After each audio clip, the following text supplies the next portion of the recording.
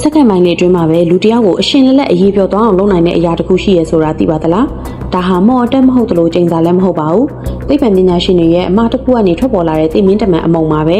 ဒုတိယကမ္ဘာစစ်အပြီးမှာသိပ္ပံပညာရှင်တွေဟာပလူတိုနီယမ်အလုံးကြီးတစ်လုံးကိုစမ်းသပ်နေခဲ့ကြပါတယ်အဲ့ဒီအလုံးဟာ10ကီလိုဂရမ်လောက်ပဲလေးပေမဲ့သူ့ရဲ့စွမ်းအင်ကတော့မြို့တစ်မြို့လုံးကိုပြချသွားအောင်လုပ်နိုင်ပါတယ်ဒါပေမဲ့အဲ့ဒီအလုံးကဘုံအဖြစ်မပေါက်ကွဲသွားခင်မှာသိပ္ပံပညာရှင်2ယောက်ကိုအရင်တပ်ပစ်ခဲ့ပါတယ်1945ခုနှစ်မှာ Harry Delian လို့ဆိုတဲ့သိပ္ပံပညာရှင်ဟာအဲ့ဒီအလုံးကိုစမ်းသပ်ရင်းနဲ့အမတ်မထင်အုတ်ခဲတခဲပြုတ်ကြရတော့ခဲ့ပါတယ်။အဲ့ဒီအချိန်မှာပြာရောင်လင်းတဲ့တစ်ခုလင်းကနေထွက်လာပြီးသူ့ရဲ့ခန္ဓာကိုယ်တွေကိုပြင်းထန်တဲ့ရေဒီယိုတက်တိကြွမှုတွေစီးဝင်သွားခဲ့ပါတယ်။သူဟာ25ရက်အကြာမှာအသားတွေပုတ်ပွားပြီးကြောက်စရာကောင်းလောက်အောင်သိဆုံးခဲ့ရပါတယ်။နောက်တစ်နေ့အကြာမှာ Louis Slotin လို့ဆိုတဲ့သိပ္ပံပညာရှင်ကဝက်ဦးလေးတစ်ခုတည်းနဲ့အဲ့ဒီအလုံးကိုစမ်းသပ်ပြန်ပါတယ်။လက်ချော်သွားတဲ့စက္ကန့်ပိုင်းလေးအတွင်းမှာပဲအပြာရောင်လင်းတဲ့နောက်ထပ်တစ်ကြိမ်ထွက်လာခဲ့ပါတယ်။သူဟာ9ရက်ပဲအသက်ဆက်ရှင်ခဲ့ပြီးသူ့ရဲ့ခန္ဓာကိုယ်ကအတွင်းထဲကနေလောင်ကျွမ်းသွားခဲ့ပါတယ်။ဒီဖြစ်ရဲ့ကြောင့်အဲ့ဒီအလုံးကိုဒီမိုကောလို့အမည်ပေးခဲ့ကြပါတယ်။သိပ္ပံပညာဟာတစ်ခါတလေမှနတ်ဆိုးတစ်ပါးလို့ကြောက်စရာကောင်းနေဆိုတာသင်ယုံကြည်ပါသလား။အဖြေကိုပုံမှန်မှာရေးခဲ့ပေးပါ။ဒီလိုထူးဆန်းတဲ့စိတ်ဝင်စားစရာဖြစ်ရမှန်တွေကိုထပ်ကြည့်ဖို့ Monster ကို follow လုပ်ထားပါ။